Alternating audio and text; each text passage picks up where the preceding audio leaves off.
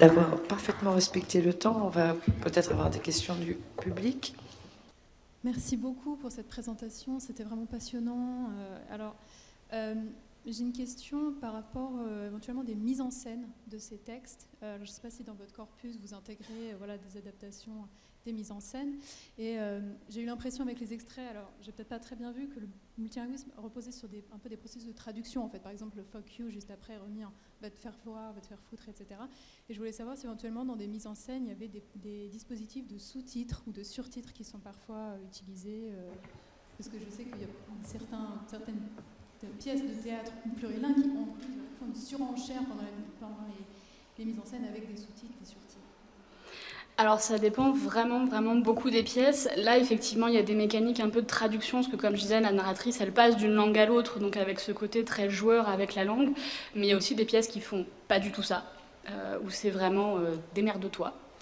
Avec vraiment des auteurs et des autrices qui n'ont pas nécessairement comme objectif qu'on comprenne les mots. Donc il y a déjà ces mécaniques-là, voire même des artistes qui vont piéger le public en disant ah ben voilà, dans le telle langue, truc, ça se dit comme ça, et en fait quand on vérifie, non, pas du tout. Il y a des trucs assez redoutables là-dessus, donc ça dépend vraiment des artistes. Et vraiment, dans les dramaturgies plurilingues, il y a plein de cas de figure, et la compréhension des mots n'est pas toujours l'objectif premier. Donc ça, déjà au niveau de l'écriture. Et après, au niveau de la mise en scène, c'est pareil. Ça dépend vraiment de ce que souhaitent transmettre les metteurs et metteuses en scène. On peut avoir effectivement des mises en scène qui proposent des surtitres, qui ont ou n'ont pas été pensés d'ailleurs au moment de la conception de la scénographie, et ça fait une grosse différence aussi. On a des artistes qui décident qu'il n'y aura pas de surtitres du tout. On a des artistes qui décident qu'il n'y en aura que ponctuellement. J'avais vu notamment Saïgon, qui fonctionnait comme ça. Je suis désolée, j'ai une très mauvaise mémoire des noms, par contre j'ai plus le nom de la metteuse en scène, où effectivement il y avait des personnes en fonction de s'ils savaient parler la langue locale, on avait les surtitres ou non. Ce qui voulait dire que nous, on était en empathie totale avec les personnages, parce qu'en fonction de si les personnages avaient accès à la langue des autres et comprenaient ce que les autres disaient, nous on le comprenait ou pas. Donc ça dépend vraiment. David Lescaut, que j'avais pu rencontrer, m'expliquait que quand il avait joué l'Européenne en Italie notamment, ils avaient rajouté un personnage d'interprète parmi les artistes, par exemple, qui n'existe pas dans la pièce telle que publiée, telle que j'analyse, parce que là, à ce moment-là, lui, il le mettait en scène et il avait décidé de faire ça, parce qu'il y avait cette possibilité-là. Enfin voilà, il y a vraiment presque toutes les possibilités qui existent, et il faut vraiment avoir conscience qu'il y a beaucoup d'artistes qui travaillent avec le fait que vous n'allez pas comprendre tous les mots. Et c'est le but du jeu. Mais vous allez quand même comprendre quelque chose, et c'est ça qui est fort et passionnant. Oui, bonjour. Est-ce que dans le domaine d'une expression plurilinguiste, le recours aux insultes ou aux injures n'est pas une forme de commodité, comme si c'était la part plurilingue la plus partagée par le commun d'entre nous? Est-ce qu'en fin de compte, si on faisait un micro-trottoir et qu'on demande aux gens quels sont les mots que vous connaissez dans telle ou telle langue, les insultes apparaissent pas comme une espèce d'écume qui permet au moins de pouvoir partager dans ce domaine-là?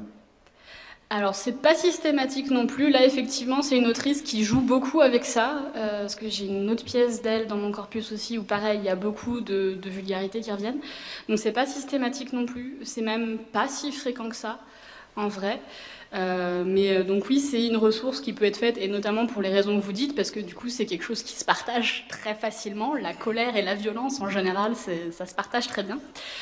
Mais c'est absolument pas systématique. Il peut y avoir des choses qui sont à l'inverse extrêmement écrites, travaillées et poétisées, avec un travail sur le sens du son, sur les constructions syntaxiques, etc., qui peut être très très précis, du genre à faire bugger le détecteur de langue de Google Translate parce qu'il y a 3 langues dans une seule phrase. Enfin voilà, il y a vraiment beaucoup de choses, et l'insulte n'en est qu'une seule. Je l'ai choisie parce que je trouvais le caractère ludique assez intéressant et évocateur. Moi, si je peux me permettre, j'ai une double question en fait, parce que je voulais savoir par rapport au cadrage théorique justement, si tu te référais à ce qui est tout ce qui relève de la littérature hétérolingue. avec Grootman et avec la catégorisation des stratégies en fait d'écriture hétérolingue, et notamment justement le théâtre écrit par exemple, les notes de bas de page, la traduction, etc. Est-ce que c'est quelque chose auquel tu as recours? Alors, en partie, j'ai notamment beaucoup travaillé avec le travail de Myriam Suchet, plutôt. Après, je suis une bestiole un petit peu bizarre, je crois, au niveau méthodologique, parce que j'essaie plutôt de croiser pas mal de choses. Donc j'ai effectivement ces outils-là, et j'ai beaucoup utilisé d'outils sociolinguistiques que j'essayais de transposer un peu pour voir ce qui se passait, et d'avoir notamment en tête qu'il y a un peu deux mouvements qui sont parallèles, puisque il y a un mouvement, alors je mets des grosses guillemets, parce que là, avec la fatigue, je ne sais pas quel mot utiliser, donc je prends le premier qui vient. Il y a un mouvement naturel au niveau de la réception, c'est-à-dire qui n'est pas réfléchi. On reçoit l'œuvre comme on peut, avec... moi, j'ai un peu... si vous voyez ce qu'est le chat de Schrödinger en physique, c'est cette expérience où on met un chat dans une boîte, et tant qu'on n'ouvre pas la boîte, on ne sait pas s'il est vivant ou mort. Les dramaturgies plurilingues, elles fonctionnent un peu comme ça. C'est-à-dire qu'en fonction de chacun, en fonction de nos parcours biographiques, de nos compétences linguistiques et de nos connaissances culturelles, on va interpréter chaque pièce complètement différemment et mettre un arrêt, voir si le chat est vivant ou mort, et tout le monde va avoir cet avis différent. Donc il y a ce côté très immédiat de la réception, alors qu'à l'inverse, il y a un côté très travaillé au niveau de l'écriture, alors que les artistes font avec leur propre subjectivité et en même temps construisent beaucoup tout ça.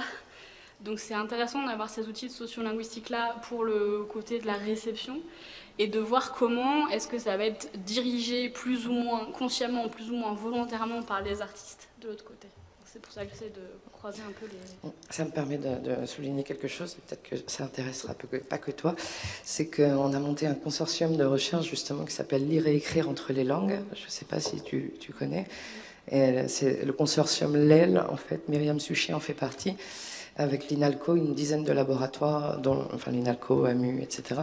Et c'est exactement ça. Tous les ans, on organise un concours de nouvelles plurilingues. Et justement, on a travaillé avec d'autres chercheurs. L'idée, c'est qu'on ait beaucoup de chercheurs de disciplines différentes, les études théâtrales, la sociolinguistique, la littérature, la traductologie et la didactique du français langue étrangère et seconde. Et en fait, l'idée, quand on a fait la première version du concours de nouvelles plurilingues, c'était de faire passer des questionnaires après au jury, pour voir un peu la réception, parce qu'on était très étonnés. Il y avait des nouvelles qui avaient beaucoup plu à certains et pas du tout à d'autres, alors que bon, c'était les mêmes textes. Ouais, donc on a essayé de gratter un peu ça. Ça pourrait t'intéresser sûrement de rejoindre le consortium. Et le colloque est à Aix-en-Provence en juin prochain.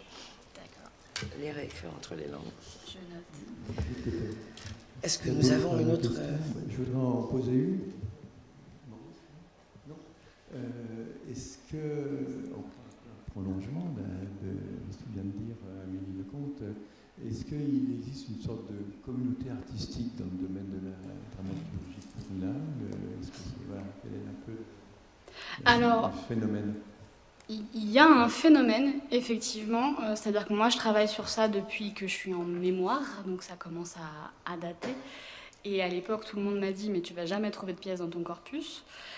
Et déjà, j'en trouvais quand même quelques-unes à l'époque. Et en fait, aujourd'hui, au TNB, donc Théâtre National de Bretagne, à Rennes, c'est presque 4 ou 5 pièces par an qui sont plurilingues.